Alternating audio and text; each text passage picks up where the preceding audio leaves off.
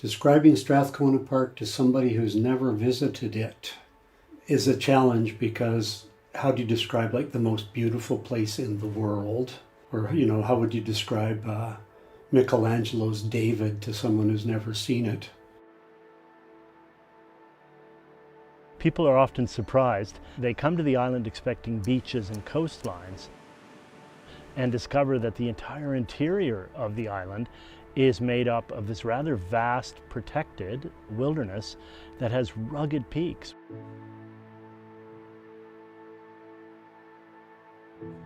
Obviously, it's very maritime. We're on an island, we're surrounded by ocean. So the forests in the valleys are deep and lush, with big trees and more green than you can imagine. It is literally, in my experience, a biodiversity ark.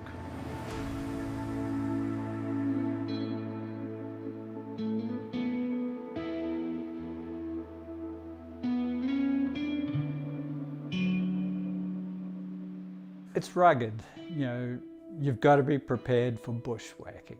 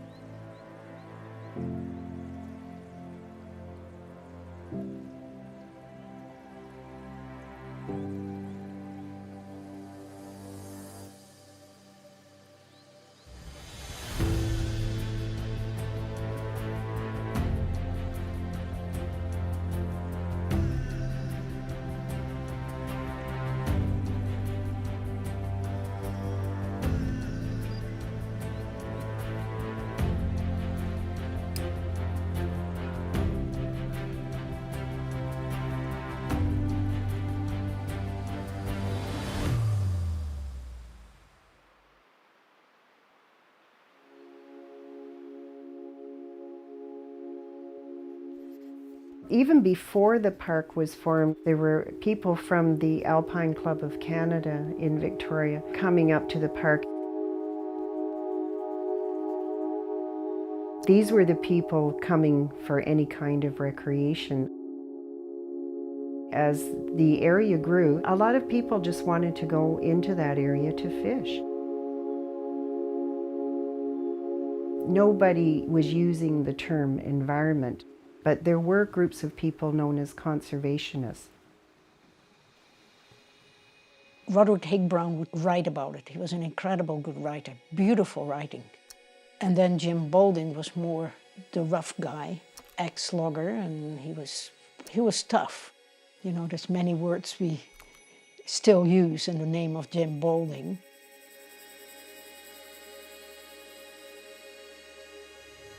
First off, can you tell us your name? Yeah, my name is Kel Kelly. It's strange, but it's true. Jim and Myrna Boulding embodied a wilderness ethic that was not common at the time. Jim and Myrna understood that the whole park was a system that was interdependent and codependent, and they were watching that ethic be eroded.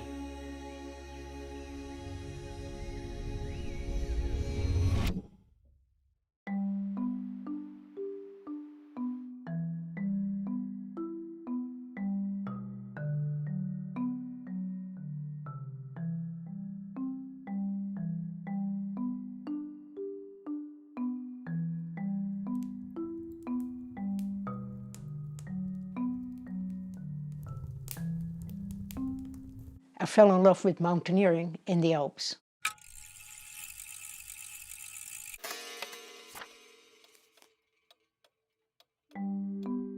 I immigrated to Canada. First I lived in the Rockies, and then I met my husband of today. He had been working at Strathcona Park Lodge. So when life in the Rockies became too hard and too difficult to make a living, I moved with him to the island, and I met Jim Boulding and Myrna Boulding. We were welcomed with open arms, and we immediately made a part of the family. We both taught on and off at Strathcona Park Lodge, mostly mountaineering, a bit of orienteering, rock climbing. Coming from Europe, where there is not a whole lot of wilderness left, I fell absolutely in love with the totally untouched wilderness.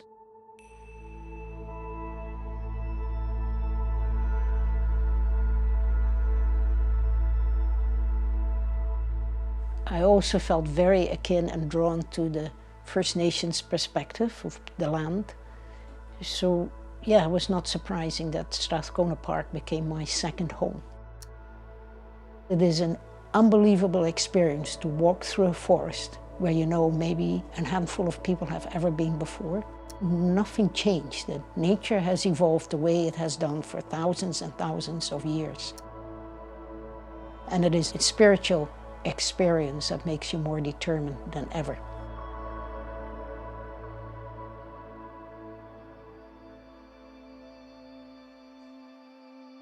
Jim was in the terminal stages of his life, dying from cancer. He called together some of the people that had been involved at the lodge, particularly Stevie and Marlene Smith. And he asked me shortly before he passed away if I could take over his job to protect the park. You know, what can you say? Somebody's on their deathbed. Somebody has to take over the job. And of course it was close to my heart, so I said yes. And so the Friends of Strathcona Park was born with a mission to preserve, protect, and defend Strathcona Park from exploitation by external forces.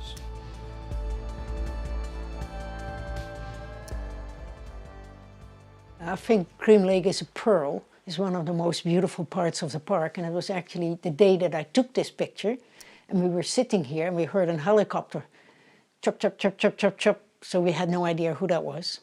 And the helicopter landed, and out of that came Ron Lampert, who was the manager of Strathcona Park. And I said, well, look at that, hey, isn't this a beautiful picture? And this is just a pearl, isn't it? Look how beautiful is that, with 9 peaks in the background. And he said, well, you better enjoy it, because this is all going to be taken over by mining, and probably is going to be a road up here so everybody can see it, and there probably is going to be a mine site, because there are mining claims all over the place.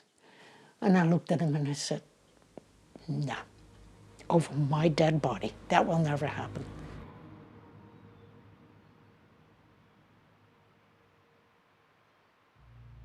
The governments of the day were very, very ruthless and callous governments in terms of wilderness protection. And the governments of that day decided it would be wise to cut the heart out of Strathcona Park and divide it in two. 20 to 25% of its area had been removed from protected status. To the surprise of almost every citizen in BC, to the surprise of Indigenous people across the province, to the surprise of the Friends of Strathcona Park, to the surprise of everyone, it was decreed that the values that were inherent in that land, through resources to be taken out via minerals and logs to be removed via logging, the economic benefit of that far outweighed any risk, and besides, there was lots of wild land left in BC anyway. The fact that they would simply just cut the heart out of it and open it up to exploitation was, I want to use an F word but I won't, was mind-boggling.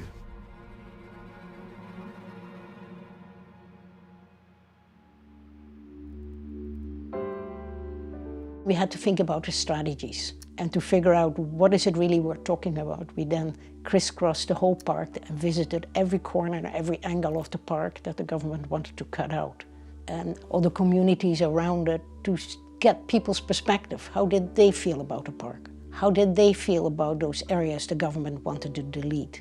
Basically, 99% said absolutely not.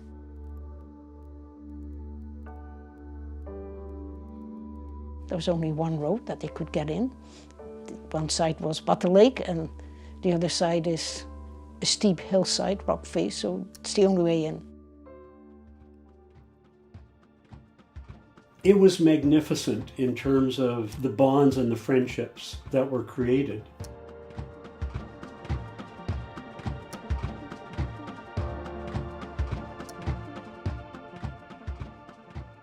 The decisions were not easy. Many of us left our employment and gave up our paychecks to be there. The conditions were not easy. We were out on a logging road in January in the middle of Strathcona Park, and I can only tell you it's freaking cold. The calling to be there was bigger than a lot of stuff that up till then had been more important. We just decided that was our life work at the time. And whatever happened, they weren't going in there. We knew the media was the message. We weren't going to win this on that logging road. We were going to win this on television. More and more as time went on, we built a reputation of being respectable and being respectful, and ultimately that won the day for us.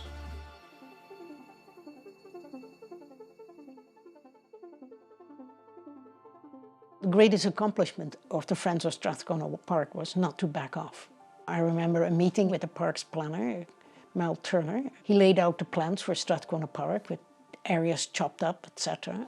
And I said, well, no, that's not going to happen. He said, well, we have seen people protesting for many, many years, and the government just makes a plan because we are trained in it. You are not trained in making planning for the park's future. So I know you will just back off one day and we'll just carry on doing our planning. And I stood up and said, not with this lady. First of all, I'm a woman and I will not back off. 2, I have pledged an oath with Jim Baldwin before he passed away, so I have an obligation to carry on. And 3, I came from Holland and both my parents were in the underground resistance. So it is in my genes. Don't ever back off. And if they would have backed off during the war, Holland wouldn't exist. The whole world would look different now. So years later, I met the same fella, and we're still good friends now. And he said, I have never forgotten those words. And you were right.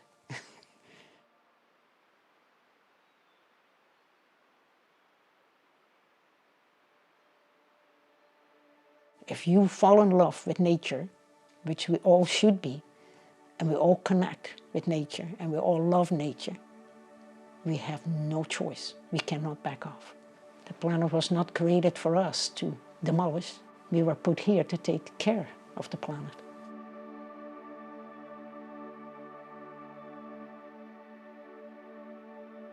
How do you carry on not backing off? I think a lot of it is listening to the trees, listening to the environment, learning how other people did it, learning to strategize, recognizing like when you have to move and when you have to back off a little bit and stay put. For me, the important thing is to have a vision, first of all, what it is that you want. In the case of Strathcona Park, I had a vision that Green Lake would always stay pristine as it is on the pictures, and there was no question. We would win this game. I believe we humans are creators and we can create. And the way we create is to have a vision and follow that vision.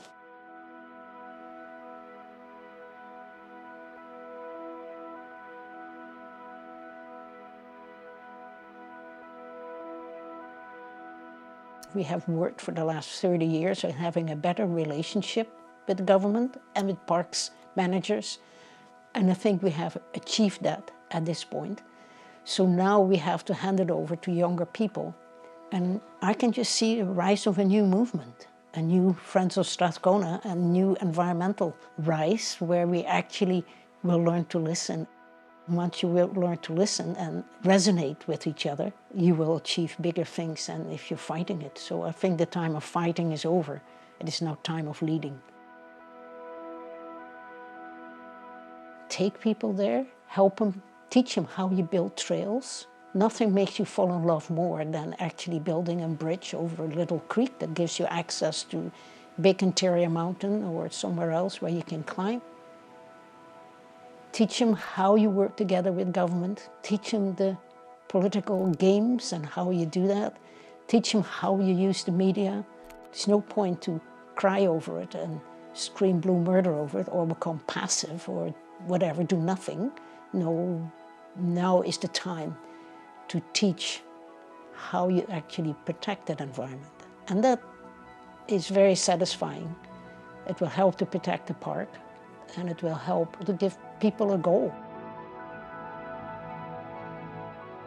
I'm glad that I lived when I did, because if I was young now, I would be kind of desperate. It seems to be there is no future. I believe in quantum physics. If you look at a picture that seems to be hopeless, all you need to do is change the position of the observer. The beauty of nature is that nature, especially untouched wilderness, and especially Strathcona Park, has a spirit that will teach you.